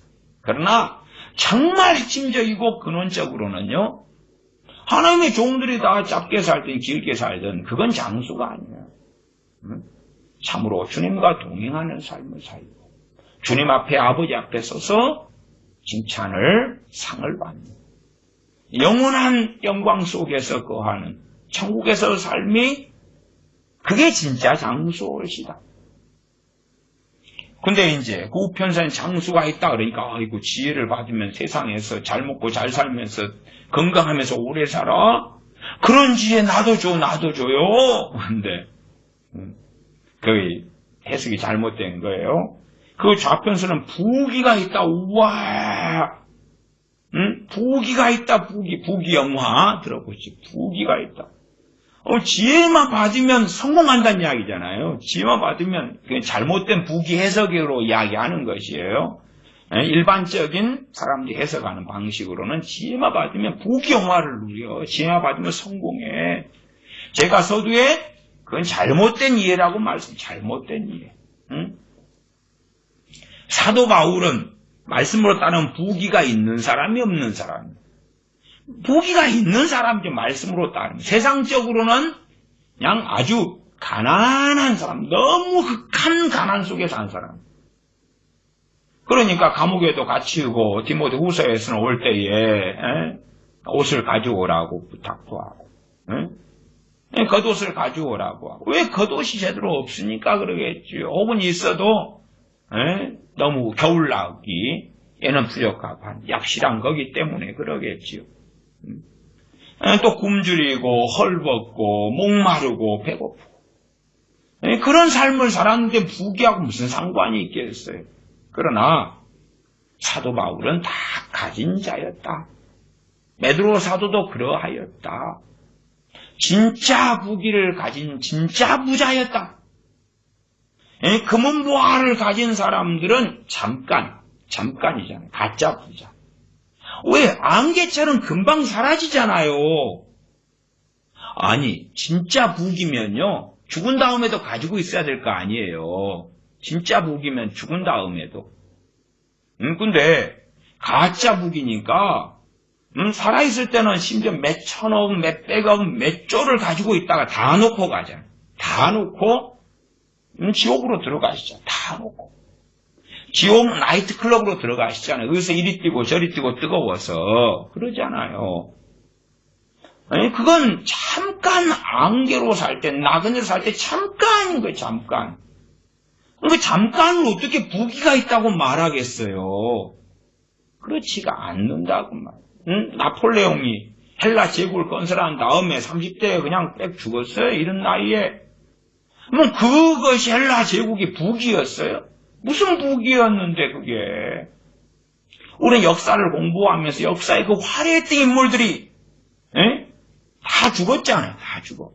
고구려의 광개토대왕 죽었어. 장수왕 죽었어. 누구 살아있는 사람 누가 있는데, 로마의 과거에 놀라운 황제들 누가 살아있어요, 지금? 죽었어. 누가 부귀를 가지고 있어? 아브라함과 이삭과 야곱이 가지고 있지. 그 하나님의 사람들이, 다니엘이, 사도 바울이, 요셉이, 그 하나님의 사람들이 가지고 있다니까요. 지금 천국에서. 그 우편 손에는 장수가 있고 그 좌편 손에는 부귀가 있나니 거기는 즐거운 길이요 그 첩경은 다 평강이니라. 세상에는 고난이 있을지 몰라도 평강이라는 것은 그 평강의 길을 간단 말이에요. 그게 평강의 길 위의 길이에요. 왜? 주님과 함께하는 좁은 길이니까. 좁은 문으로 들어가는 좁은 길이기 때문에 이게 평강의 길이에요. 누구하고 평안해요? 관계 좋아요? 화평해요? 아버지 하나님과. 우리 주 예수 그리스도와. 왜? 그 지혜는 말씀을 알아가는 하나님을 아는 지식과 관련된 지혜고, 그리스도를 아는 지식과 관련된 지혜이고, 성령님을 아는 지식과 관련된 지혜이기 때문에 그렇지요. 주님을 더 알아가는데 지혜와 계시의 영을 너희에게 주사 하나님을 알게 하시고, 하나님을 알게 하시고, 아버지를 아는 자 주님을 알고, 아버지와 나는 하나님, 나를 본 자는 아버지를 보았고, 나를 믿는 자는 아버지를 믿는다. 나를 믿지 않는 자는 아버지를 믿지 않는 것이고. 18절, 지혜는 그 얻은 자에게 생명나무라. 지혜를 가진 자는 복되도다. 여호와께서는 지혜로 땅을 세우셨으며, 이때 이제 지혜는 예수 그리스도로 주님을 이야기합니다. 사람 몸을 입고 오신 다음에 예수 그리스도는 직분을 이야기하는 거예요. 저같이 목사, 선교사 그럴 때의 직분, 지혜가 기름 부음을 받은 자, 메시아로, 구주로, 왕으로. 또한 사도 중에 사도, 아버지의 사도, 아버지의 선지자, 그리스도. 사람 몸을 입고 오신 다음에 예수님 이름을 가지신 거지요. 그제는 지혜, 때로는 인자, 이런 여러 이름으로 구약시대 때 지칭되셨죠. 여호와께서는 지혜로 땅을 세우셨으며 명철로 하늘을 굳게 펴셨고 그 지식으로 해양이 갈라지게 하셨으며 공중에서 이슬이 내리게 하셨느니라. 내 아들아, 완전한 지혜와 근신을 지키고. 완전한 지혜. 무엇이 완전한 지혜냐면 세상 지혜가 아니라 하나님의 말씀을 통한 지혜가 완전한 지혜이기 때문에 그래요. 세상 지혜가 주식 잘한다는 사람도 오늘은 벌었는데 내일은 잃어버리고, 그런 건 완전한 지혜가 아니에요. 영원한 지혜가 아닌데 어떻게 그 지혜가 완전한 지혜입니까? 완전한 지혜는 말씀 안에서 말씀과 직결되죠. 하나님의 말씀이 완전한 지혜죠. 그 말씀을 이제 깨달아 알아간다 그럴 때에 완전한 지혜를 얻어간다. 근신은 일반적으로 이 근신은 히브리어로는 미부타흐 이렇게 나와 있네요. 안전, 피난처, 확신, 소망 이렇게 가는데 주로 이제 세번역 성경, 현대인의 성경을 따라서 저는 일반적으로 그렇게 이해합니다. 분별력. 거기는 분별력으로 번역을 했어요. 영어 성경도 킹제임스 버전 NIV 같은 경우도 discretion에서 분별력 쪽으로 번역을 했습니다. 그래서 그 번역이 좀 타당성이 있다 봅니다. 그래서 내 아들아, 완전한 지혜와 분별력을 지키고. 그러니까 분별력 그러면 뭐와 관련되어 있었죠? 앞에도 명철대로 총명 이렇게 함께 가는 거예요. 그래서 여기는 이 근신이라는 단어로 이제 개혁성경이나 개혁개정판이 번역되어 있는데 지혜와 근신, 지혜와 명철 자리에 유사어로 쓰이지 않았는가, 그렇게 이해할 수가 있다 싶습니다. 일반적 번역으로 지혜와 분별력을 지키고. 무엇을 통해 분별해요? 선과 악의 분별 기준은 상식도 아니고 세상 법률도 아니고 하나님의 말씀. 하나님 말씀으로 분별을 하지. 말씀이 기준이지요. 그럼 분별력을 지키려면 말씀을 간직해야지만이 지킬 거 아니에요. 근신을 지키라고. 근신이 뭔데? 디스크레션. 디스크레션, 분별력, 주로 그렇게 하는 것입니다. 그래서 지혜와 근신을 지키고 이것들로 내 눈앞에서 떠나지 않게 하라. 그리하면 그것이 내 영혼의 생명이 되며 내 목의 장식이 되리니. 이게 말씀이 이해가 안 되면 막 암기만 하고 이해가 안 된다 그러면 암기만 하고 이해가 안 됐는데 뭘 어떻게 모르지 몰라. 과거에 중동에 1970년 중동에 자식들이 또 부모들이 돈 벌러 많이 갔지요. 한 어머니의 자식이 중동에서 돈을 벌어서 송금을 해줬어요. 한국 큰 돈을 벌어서 한국 입장에서 과거에. 근데 유감스럽게도 어느 한국 어머니께서 먹을 것이 없어서 굶어 돌아가신 일이 있다 그래요. 자식이 편지를 보내고 거기에 돈을 수표로 해서 동봉해서 찾으면 되는데 까막눈이셔가지고 그래서 자식이 보낸 돈들이 어떻게 썼냐 종이가 귀했던 시절이어가지고 문풍지로 붙여놨더래. 문풍지로. 까막눈이시니까 말씀을 쥐고 있는데 까막눈이니까 말씀의 능력이 없는 거예요. 없어. 이걸 해석이 된 다음에 이게 우체국 가서 돈으로 바꾸면 되고 은행에 가서 이게 바꾸면 되는구나. 그러니까 누구보다도 더 평안하고 호화롭게 잘 먹고 또 남을 도와주고 살 수 있는 그 어머니가 까막눈. 이게 자식은 떠났지. 돈 벌러 갔는데 뭔가 오는데 까막눈이에요. 그러니까 돈을 가지고도 굶어서 돌아가셨다고 말이에요. 그 아들은 얼마나 비통했겠어요. 얼마나 비통했겠어요. 하나님의 자녀들이 하나님 말씀을 가지고 까막눈이에요. 까막눈. 까막눈이니 도대체 이 말씀이 내 영혼의 생명이 되면 내 목의 장식이 되리니 너가 내 길을 안연히 행하겠고 내 발이 거치지 아니하겠으니. 세상의 삶에서 잘 먹고 잘 산다는 걸 이야기하는 게 아니고 주님과 함께 사는 그 여정을 가난한 사람 가운데서도 중산층 가운데서도 부자들 가운데서 그 길을 걷는다 그 말이에요. 누구는 가난하고 누구는 부유하고 누구는 평범해요. 가난한 사람들 또 우리 믿는 사람 가운데 얼마나 많고 평범한 사람들은 얼마나 많아요. 믿는 사람 가운데 그냥 큰 재산 가지고 있는 사람은 정말 극소수일 거예요. 부자들은 천국 가기가 얼마나 어려운지 약대가 바늘길을 통과하는 것보다 어렵다.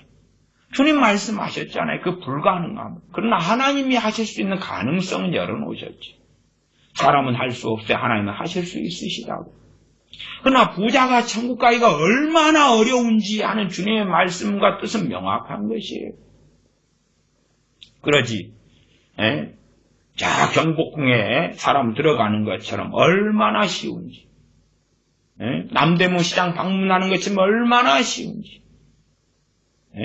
그런 게 아니단 말이에요. 얼마나 어려운지. 그러나 이 지혜를 가진 사람은 23절 너가 내 길을 안연히 행하겠고 내 발이 거치지 아니하겠으며 너가 누울 때 두려워하지 아니하겠고 너가 누운즉 내 잠이 달리로다. 왜? 누워가지고 자다가 갑자기 죽으면 이 천국일까 지옥일까?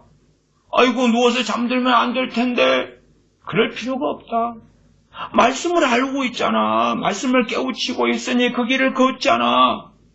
자다가 인생이 끝나도 편안하게 잠들 수 있는 거. 자다가 주님 부르시면 아버지의 나라에 입성하지. 그러니까 누울 때 두려워하지 않아요. 자다가 깨면 지옥이면 어떻게 하지? 어떻게 하지? 심장이 털썩 멈춰가지고 이제 우리가 나이가 들어갈수록 심장도 좀 몸도 좀 자다가 죽을지도 모르겠다 그런 염려를 할 수밖에 없는 나이들로 되어져 가잖아요. 그러나 정말 지혜를 가진 자는 지혜의 말씀. 지혜. 말씀에 대한 지혜. 말씀을 깨닫는 것. 듣는 귀가 있는 것. 말씀을 통해 책망을 받는 것. 그리고 구부러진 것을 펴죠. 주님을 알아요. 아버지를 알아요. 내가 만들어낸 주님, 내가 만들어낸 하나님, 가짜 하나님이 아니라, 가짜 주님이 아니라, 말씀을 통해 진짜 주님을 알고, 주 예수의 복음에 기뻐하고, 주님의 그 사랑에 감사하며, 기뻐하며, 노래하며, 춤추며, 주님의 그 십자가에 흘리신 보혈 때문에, 울고 통곡하면서도 기뻐하고, 감사하며, 노래하며, 잔치하지. 그래서 누울 때 두려워하지 아니하겠고 예수 그리스도의 십자가가 나를 위한 십자가인 줄을 알지. 보잘것없고 찬덕꾸러기인 나를 위하여 사랑하셔서 주 예수 그리스도의 복음을 통하여 나를 부르심을 안다 그 말이야. 그러면 누울 때 두려워하지 아니하겠고 너가 누운즉 내 잠이 달리로다. 두려움이 없는 잠이기 때문에 불안이 없는 잠이기 때문에 잠이 달지. 25절 너는 창졸간의 두려움이나 갑자기 창졸간의 두려움이 전쟁이 벌어지고 경제 공황이 닥치고 코로나 팬데믹 같이 전염병이 막 퍼져가고 지진이 일어나고 그런 것. 이번에 광주에서 한 38층 건물을 짓다가 28층인가 38층이 뼈벽이 무너져가지고 사람이 많이 6명인가 매몰된 것 그래요. 그리고 지금도 위험하니까 사람도 구조하러 못 들어간다 이야기예요. 그게 갑작스러운 사건 사고 벌어요. 삼풍백화점처럼 우리가 그 안에 있었을 수도 있겠죠. 과거의 세대였다면. 그러면 창졸간의 두려움이 많은 거예요. 지진이 일어나고 지금 그런 기상이변들이 얼마나 많이 벌어지는지 몰라요. 주님 오시는 소리예요. 주님 오시는 소리. 그냥 화재가 일어나고 눈이 한꺼번에 쏟아지고 홍수가 일어나고 계속 그러고 있어요. 사람들은 막 지구온난화 어째고 저쩌고 그러지만은 자신은 이미 성경에 예언된 일들이에요. 이미 예언된 일들이 이제 맛배기를 지금 좀 보고 있는 거예요. 자신은 어디가 안전한 땅이 어디 얼마나 있을까? 주님 품 안이 아니면 어디가 피난처가 있을까? 너는 창졸간의 두려움이나 악인의 멸망이 임할 때나 두려워하지 말라. 대저 여호와는 너의 의지할 자이시라. 내 발을 지켜 걸리지 않게 하시리라. 전제가 어떤 것인 줄 기억하셔야 되냐면 지혜를 얻은 자 얻는 자에 대한 말씀이다. 는 것을 기억하셔야 돼요. 성경 몇 구절만 제가 읽습니다. 잠언 8장 33절 훈계를 들어서 지혜를 얻으라. 그것을 버리지 말라. 훈계를 들어서 지혜를 얻으라. 거만한 자는 훈계를 받아요 안 받아요? 안 받아. 교만한 자는 받아요 안 받아요? 안 받아. 나 겸손한 자는 훈계를 받아. 그리고 말씀에 대한 지각이 열려가지고 그리고 그것을 버리지 말라. 지혜를 얻으라. 그것을 버리지 말라. 그 말은 말씀에 대한 지혜 지각이 왔는데 얼마든지 버려진다. 버리게 된다. 그 말이에요. 알게 모르게 버려지고 사라지는 것. 저는 현상적으로는 그런 일들을 종종 보아왔습니다. 시편 2편 10절은 그런즉 군왕들아 너희는 지혜를 얻으며 세상의 관원들아 교훈을 받을지어다. 세상의 군왕들, 임금들, 군주들이 나라를 통치하는 지혜를 얻으라는 게 아니라 하나님께서 왕이시며 하나님의 선언하시고 선포하신 말씀을 깨달아 알아라 는 것이죠. 관원들아 교훈을 받을지어다. 세상 교훈이 아니라 공자 맹자의 교훈이 아니라 하나님 말씀의 교훈을 받아라 하는 것입니다. 기도하겠습니다. 아버지 하나님, 참으로 지혜가 중요하다 말씀해 오셨는데 우리는 지혜에 대하여 무관심하거나 혹은 지혜에 대하여 잘못된 기대, 잘못된 생각을 품고 헛된 것에 빠져서 어리석은 지혜를 구하여 받지 못하며 하나님 말씀대로 했는데 왜 장수와 부귀가 없는가 하는 어리석음 속에도 들어 살아왔습니다. 진실로 가난할지라도 하나님 말씀을 아는 지혜와 지각을 열어주셔서 말씀을 청종할 때에 깨달아지고 알아지는 그러한 자녀들이 되게 하여 주시옵소서. 하나님의 사람 빌립 집사님이 이디오피아 국권 맡은 내시에게 이사야 말씀을 풀어서 설명했을 때에 내시가 알아먹을 지혜 지각을 가졌던 것처럼 말씀이 전해지고 증거되고 말씀을 상고하고 읽을 때에 우리에게 필요한 말씀들이 우리의 적절한 수준에 따라서 알아지고 깨달아지고 하는 은혜의 역사가 나타나고 그러한 말씀에 순종하며 믿으며 신뢰하며 말씀을 통한 지혜를 얻어서 주님 앞에 섰을 때에 영원한 복락 속에 들게 하여 주시옵소서.